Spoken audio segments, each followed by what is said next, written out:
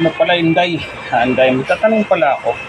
Kasi lahat ng kinikwento mo sa mga hipag, sa asawa ko, kinikwento niya sa akin. Diba sabi mo noon, susunduin mo yung anak mo doon sa Bohol. Kukunin mo doon sa kapatid mo, sabi mo. Sabi mo, hindi ko alam kung sino sinungaling sa ating dalawa o kung sino sa ating dalawa ang buwa-buwa. Kasi ako, nagtatanong lang kasi ako. Unang-una, hindi naman kita kilala. Nakilala ka lang ng sa Bigo Live. Yung mga pagkatao nyo nga, itinatago nyo eh. Kasi alam nyo man din sa Bigo Live, yung mga followers ng mga manyak, ang hindi pa nakakalap sa Bigo Live, 2016 ko pa nalaman yan. May account ako dati dyan eh, sa Bigo Live, putang ini. Nag-live ako, at may pumasok na matanda sa pinaguhubad ako, babayaran daw ako. Cool boy. Buat nun, dinlet ko na yun, dinlet ko yung account ko dito sa Bigo Live eh. Pero ngayon, binalikan ko ngayon, yung mga vlogger dito ng mga sikat na vlogger sa YouTube, Facebook, nandito sa Bigo.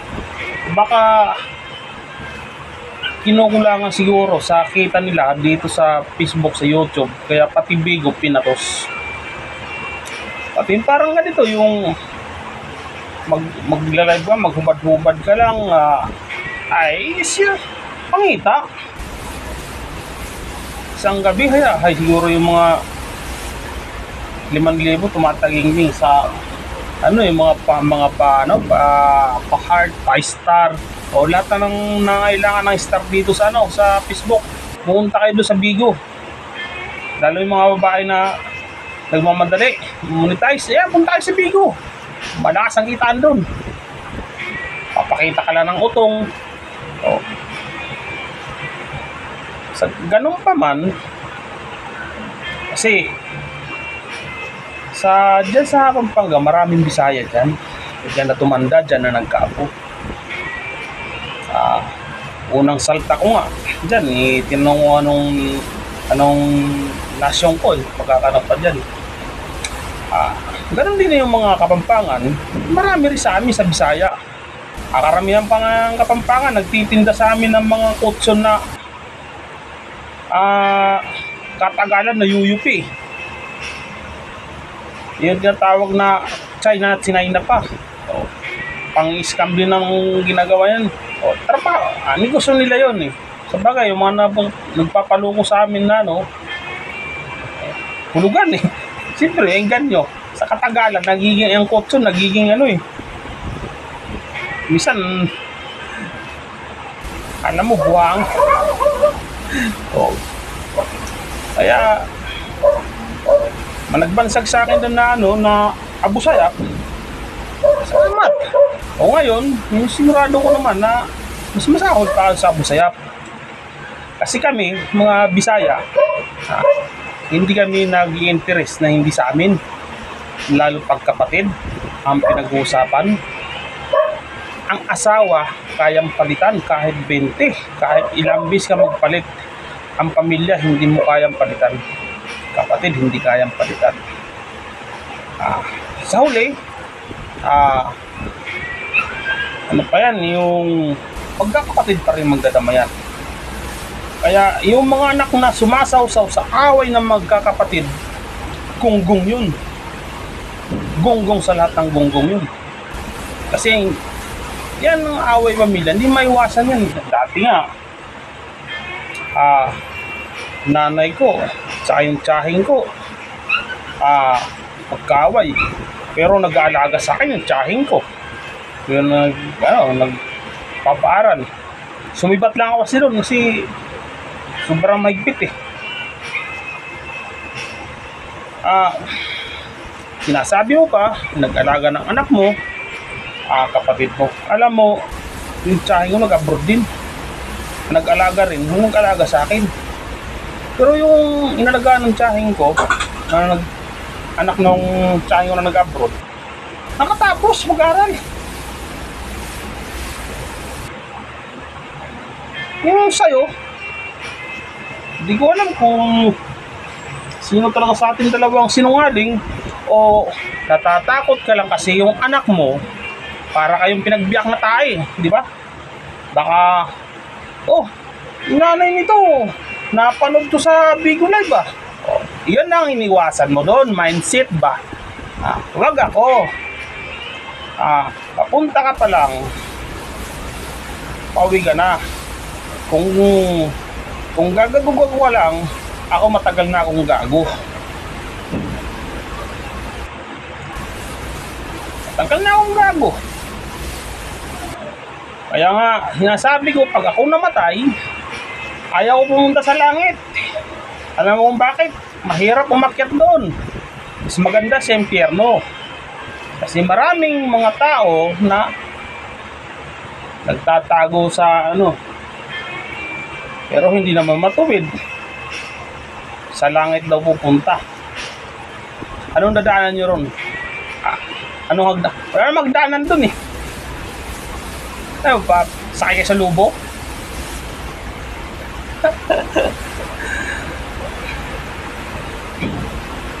Kasi yung mga nung sisa na po kayo, yung nag-iya sa akin ng inom, na hindi yung nakapagbigyan, hindi kasi hindi napapanahon. Alam mo kung bakit? Yung mga nangangantsaw, huwag sana kayong maging gunggong.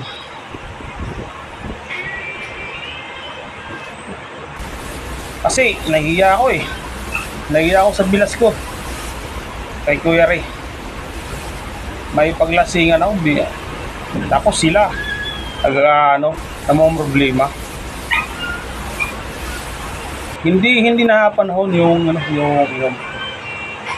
hindi napapanahon. Pag may okasyon,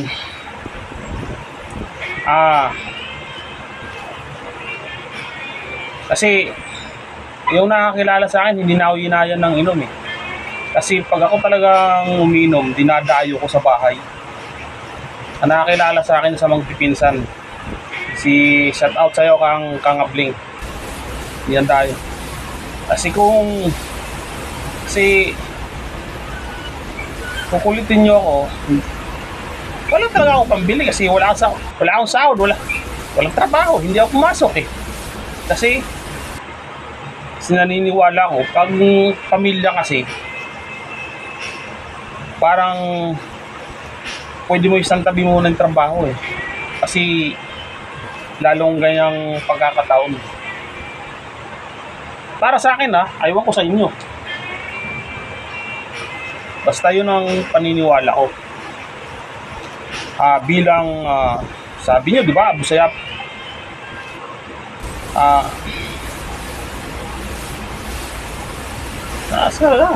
maalasa ko. Basta, lahat na nagyaya sa baka sa birthday ng biyanang ko.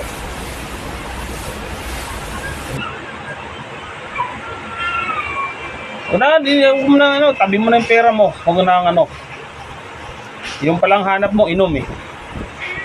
Papainumin kita. Huwag ka lang magwala Tulog ka pag nalasing. Wala. Inumin kita.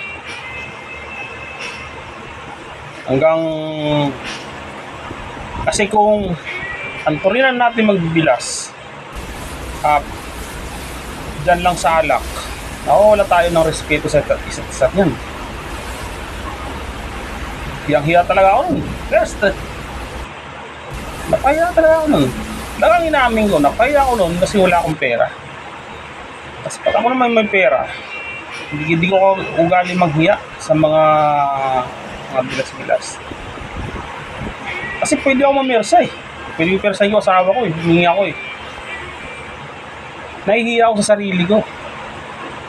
Alam kung bakit? Nahihiya ako kay Kuya Ray. Yes. Kasi sila yung tumutulong eh. Kasi kung kakantsawan nyo na mas may respeto ako dito kaya na. Kasi nung namatay din ng tatay ni Kuya Ray, hindi ito kasi parang wala naman ako pero ganun pa wala naman si mabait yung bilas natin eh, kahit kasi kung sasabihin yung pagiging lalaki, dumampo yan, baka hindi nyo kilala yung lahi ni Gary, mga dumampo yan, baka kung pagdating lang sa lasingan, baka di kayo umbra. Ayaw ko, ba't kasi Kuya Ray, siguro, nasa tao talaga yung hindi, hindi pagiging, gusto niya maayos yung pamilya niya. Nahiya ako, kung sasabay tayo ron, hindi na ba panahon?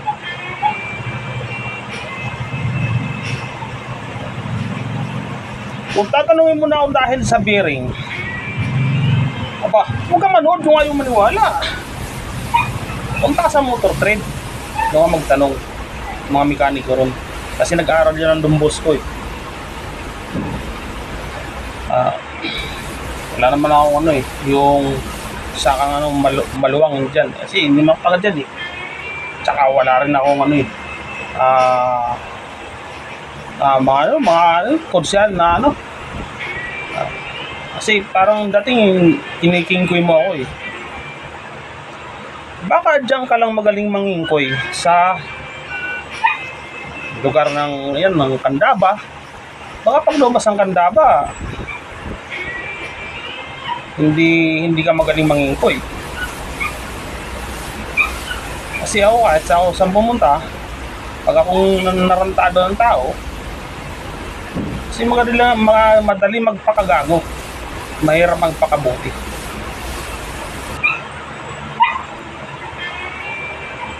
Pala kung hiyaan lang labanan, kung hiyaan lang,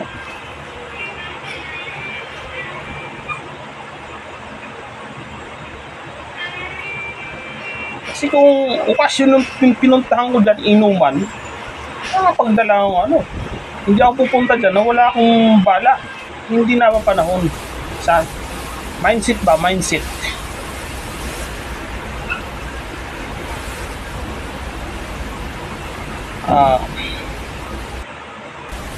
kasi mula bata hanggang matanda, inagalang ko yun. Maliban lang kung gago-gago rin, ko igagalang. Kung gago-gago rin, mas gago ako.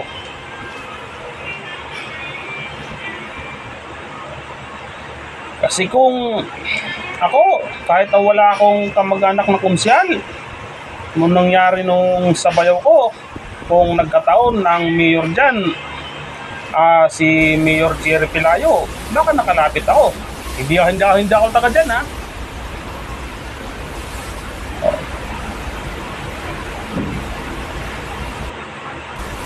Ang gagaling lang magsalita, wala namang kayo sa gawa. Ang maganda pa, kung wala kang sasabihin, wala naman din kayo na gagaya ko, wala naman din na itutulong, manahimik na, huwag na ibuka yung bibig kung kasi kung gago ka, gago rin ako. May respeto lang ako, sasamahan natin mga bibilas, magbabayaw. Kasi lahat ng kamag-anak ng asawa ko, nirespeto ko yan. Maliban lang kung hindi ka respeto.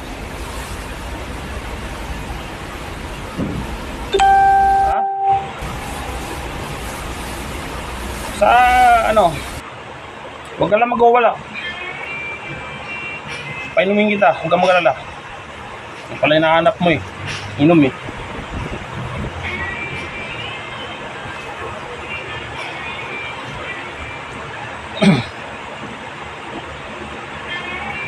Kasi yung alam mo, hindi ko alam yun.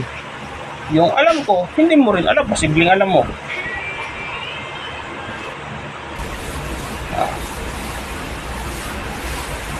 Kasi kung magaling ka sa ano, ikaw yun. Ako, hindi kasi ako magaling eh. Magaling lang ako sa alam ko. At hindi ko gagawin na hindi ko alam.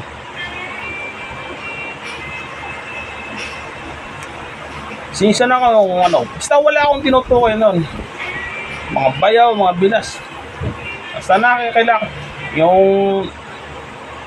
nakakilala talaga sa akin dyan. Hindi na nga ako yun. Hindi ko wala eh.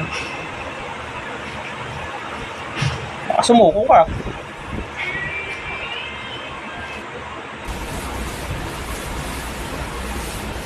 Kasi yung pala yun yung pero sa pagdating sa bayaw, mga bilas, anong pala sa inuman. Diyos ko, ano ba mindset nan mayroon?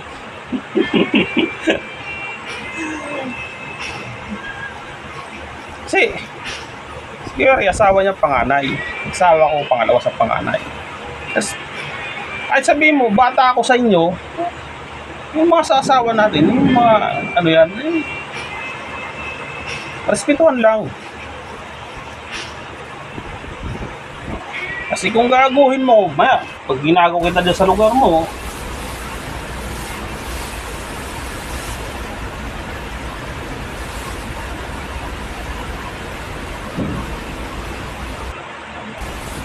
kasi ito yung mga banat mo sa akin, puro sablay. Totoo lang. Ito yung magkikita tayo. Pero yung mga anak mo, babait. Ikaw lang yung uhang eh.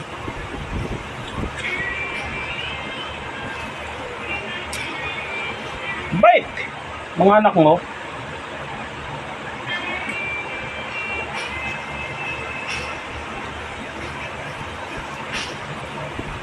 So, balik tayo sa ano.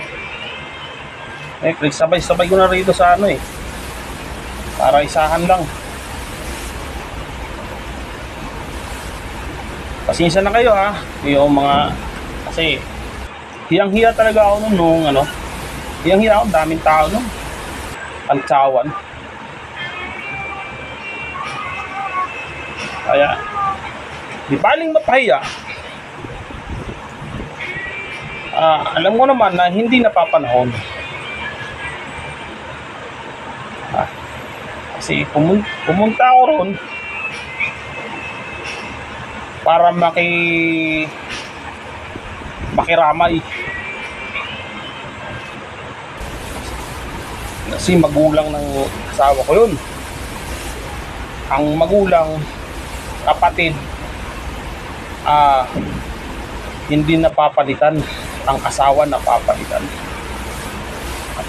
Sabihin nyo, kasal kayo sa lahat ng ano. Ang kasal, papel lang yan. Ang kapatid, dugo. Mindset ba? Mindset.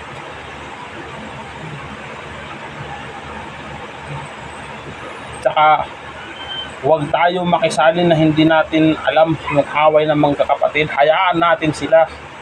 Halip na pangaralan natin sila, hindi yung susulsulan pa. Alabas din tayo. Paano kayo gagalang ng ano, ng mga anak nyo? Paano ka magpapaayos sa anak mo, sa ako mo? Yung sasabihin nung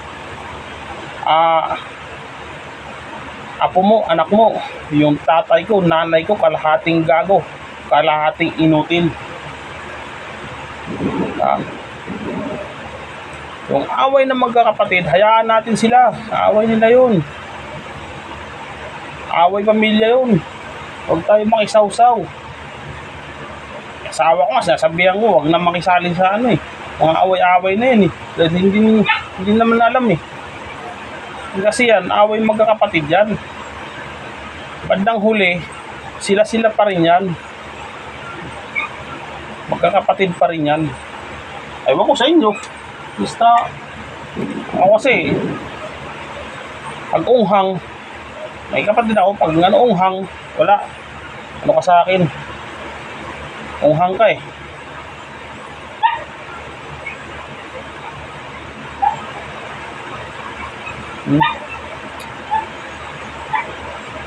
Pero, yung talagang,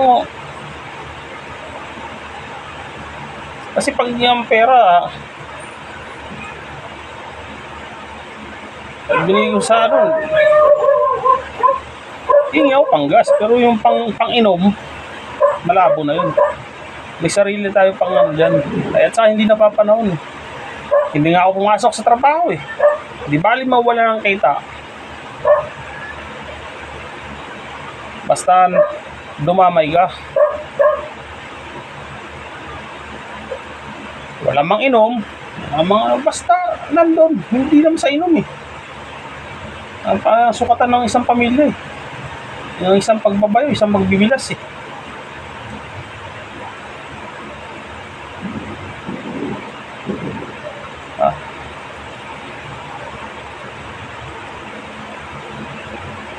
Kasi kung ano inutos sa akin, yun lang kasi pagdating yung pahinga ko na kasi yun eh. Doon lang ako makakuha ng pahinga eh. Kasi alas 12, igising ka, papasok sa trabaho. Pag uwi mo, kakain ka lang, balikan mo sa trabaho. Ganon yun. Bayad sa bahay, bayad sa internet, panggas, pampaayos sa motor, bayad sa utang. Kasi sa trabaho ko eh. Nasira motor, wala yung paayos, hindi yung mga ngahoy.